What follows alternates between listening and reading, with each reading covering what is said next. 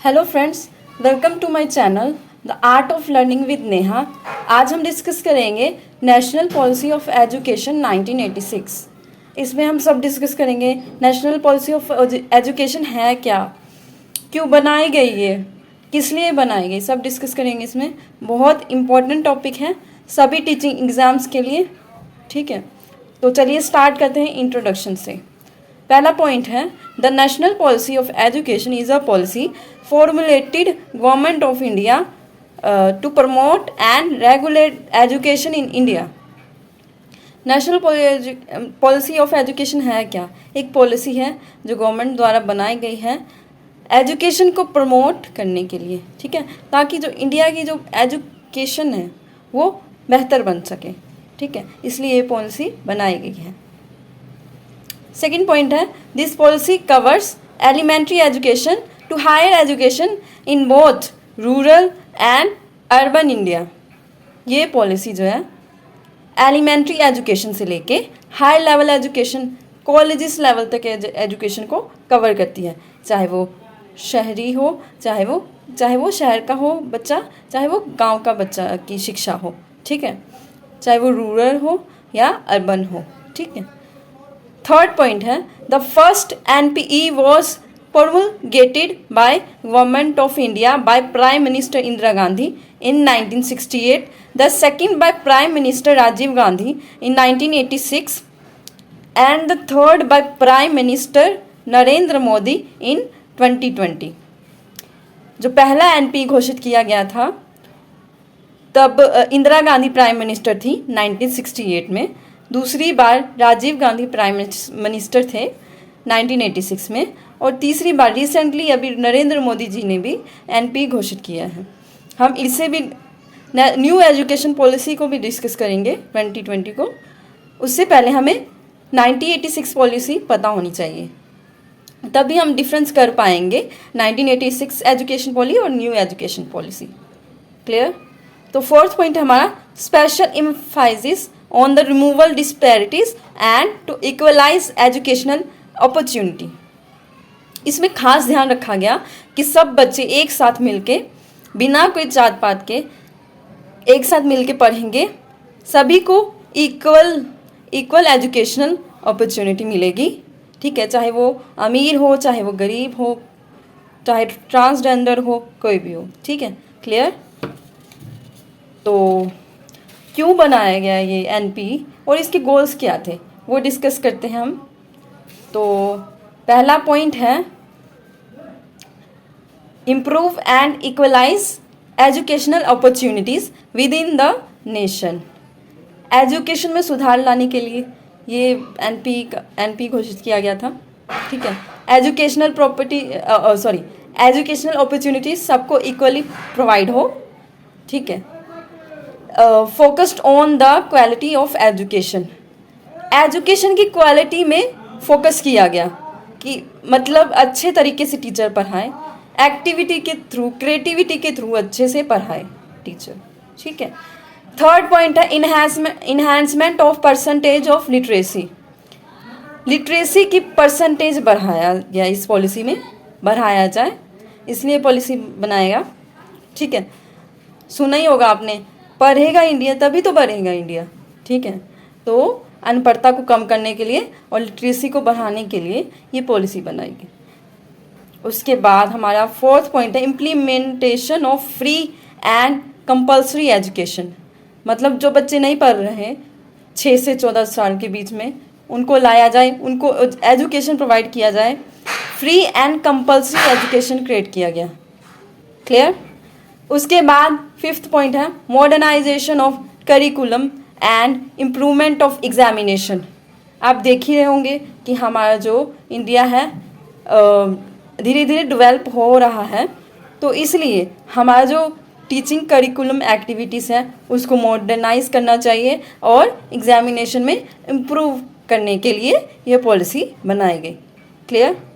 उसके बाद हमारा गोल क्या है? Education for all. एजुकेशन सभी के लिए है। ठीक है, तो पढ़ते हैं इसका point.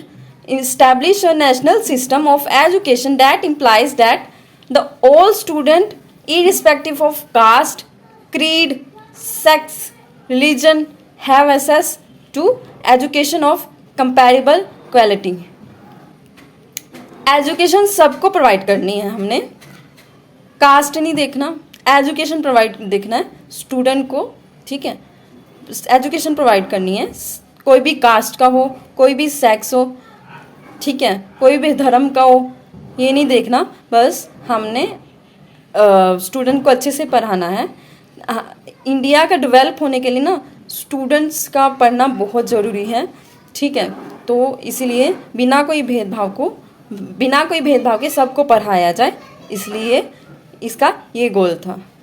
Universalise elementary education from 6 to 14 age group, मतलब एलिमेंट्री एजुकेशन को यूनिवर्सलाइज किया गया, मतलब 6 से 14 साल के बच्चे की स्टडी को इम्पोर्टेंस दी गई, उनको एजुकेशन में लाया जाए, उन्हें पढ़ाया जाए, ठीक है।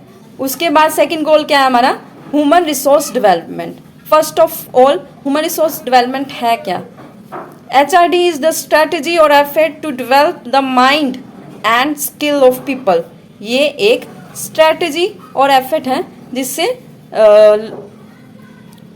लोगों का माइंड डेवलप होता है, ठीक है, और स्किल डेवलप होता है, अंडरस्टैंड, ये होता है HRD। सेकंड पॉइंट है to create an awareness about the rapid population of growth, ठीक है। स्टूडेंट को पता होना चाहिए कि उनके इंडिया में कितनी पॉपुलेशन है, ठीक है। अगर वो एजुकेटेड होंगे तो growth rate, population growth rate control करने में हेल्प कर सकेंगे, ठीक है। उसके बाद थर्ड पॉइंट है to develop sense of responsibility among individual to the problem of nation, ठीक है। हमें टीचर एज ए टीचर क्या करना है कि स्टूडेंट्स को ये रियलाइज़ करवाना है कि हम भी इस देश के नागरिक हैं और हमारी भी कुछ रिस्पॉन्सिबिलिटी है इस देश के प्रति, उनको जागरूक करना है, ये भावना को हमें उनमें पैदा करना है, ठीक है। फोर्थ पॉइंट है to create an awareness about increasing level of pollution. क्या करना है कि हमें एज अ टीचर उनमें ये क्रिएट करना है कि कैसा पोल्यूशन कैसा है, हमारे पोल्यूशन को कंट्रोल कैसे करना है, पोल्यूशन को कैसे कम करना है, ठीक है। ये उनको जागरूक करना है कि पोल्यूशन ना फैले, गंदगी ना फैले, ठीक है। थर्ड पॉइंट है एजुकेशन फॉर इक्वालिटी, मतलब सभी के लिए जो एजुकेशन है वो बराबर है, समान है, चाहे वो वुमेन हो, हैंडीकैप हो, अडल्ट हो, शेड्यूल्ड कास्ट एंड ट्राइब हो। एजुकेशन ऑफ फॉर वुमेन, ठीक है। तो वुमेन के लिए क्या किया जा रहा है कि स्पेशल एजुकेशन प्रोग्राम खोले जा रहे हैं, ठीक है, और सोशल इवल के पे फोकस किया जा रहा है ताकि वो कम से कम हो सके, ठीक है। एजुकेशन फॉर हैंडीकैप, इनके लिए स्पेशल स्कूल और फैसिलिटीज़ मटेरियल्स प्रोवाइड किए जा रहे हैं, ठीक है। और थर्ड पॉइंट है हमारा एजुकेशन फॉर अडल्ट्स, जो हाउसवाइफ्स होती हैं, जो रेगुलर स्कूल कॉलेजेस नहीं जा सकती रोज़ रोज़, उनके लिए डिस्टेंस लर्निंग और स्पेशल एजुकेशन का जुगाड़ किया जा रहा है, ठीक है। Open distance learning, open school ऐसे मतलब खोला जा रहा है। Education for scheduled caste and tribe, इनके लिए भी स्पेशल फैसिलिटीज़ प्रोवाइड की जा रही है और उन्हीं के एरिया में स्कूल्स प्रोवाइड किए जा रहे हैं, ठीक है, क्लियर। और उसके बाद हमारा फोर्थ पॉइंट आता है वोकेशनलाइजेशन ऑफ एजुकेशन। ये भी इम्पोर्टेंट पॉइंट है हमारी पॉलिसी का। वोकेशनलाइज क्या होता है, पहले vocationalise of education means training in some vocation at the secondary higher secondary level with general education. Education के थ्रू जो स्किल डेवलप किया जाता है लोगों में, चाहे वो सेकेंडरी लेवल पे हो चाहे वो हायर सेकेंडरी लेवल पे हो, वो होता है वोकेशनलाइजेशन, ठीक है। इससे क्या होगा, जो हमारी जो एम्प्लॉयबिलिटी है ना वो इंक्रीज़ होगी, ठीक है। अगर किसी का पढ़ाई में इंटरेस्ट नहीं है तो वो स्किल के थ्रू अपने आप को एक्सप्लोर कर सकते हैं, ठीक है। और थर्ड पॉइंट क्या है, to make use of material and human resource. जो फालतू के मटेरियल होते हैं उनको यूज़ में लाया जा सकता है, ठीक है, स्किल के थ्रू, ठीक है। फोर्थ पॉइंट है हमारा, to exploit the technical knowledge for betterment of society. क्या होगा स्किल के थ्रू कि वो टेक्निकल नॉलेज स्टूडेंट्स में इंक्रीज होगा, ठीक है। टेक्निकल नॉलेज बहुत अच्छा करियर है स्टूडेंट्स के लिए, ठीक है। Polytechnic junior council of vocational education भी खोले गए हैं 1986 में, ठीक है। उसके बाद है to reduce the level of unemployment, ठीक है। स्किल होगा तो मतलब जैसे कोई लेडीज़ है वो पढ़ी लिखी नहीं है तो वो सिलाई सेंटर से सिलाई सीख के तो वो ऐसे ही उनका अनएम्प्लॉयमेंट कम हो सकता है। कुछ मैकेनिक वगैरह सीख के वो काम कर सकते हैं, जो जैसे लड़के पढ़े लिखे नहीं हैं तो मैकेनिक का काम सीख सकते हैं और वो अनएम्प्लॉयमेंट इससे क्या होगा कम हो सकता है। इससे स्किल के थ्रू अनएम्प्लॉयमेंट कम हो सकता है, ठीक है, क्लियर। फिफ्थ पॉइंट है reorganisation of education at different stages. Reorganise किया गया है एजुकेशन के डिफरेंट स्टेजेस में। पहला पॉइंट है early child care and education. ECCE में बहुत जोर दिया है गवर्नमेंट ने, क्योंकि अगर बेसिक ही अच्छा नहीं होगा तो वो बच्चा आगे जाके क्या करेगा, क्योंकि पता ही है कि 5 साल जो बच्चा का होता है वो अच्छे से डेवलप कर सकता है अपने आप को। इसलिए ECCE में बहुत इम्पोर्टेंस दी है गवर्नमेंट ने, ठीक है। टीचर्स को चाहिए कि एक्टिविटी के थ्रू बच्चों को और इन्हेंस कर सकें उनकी स्किल को, ठीक है।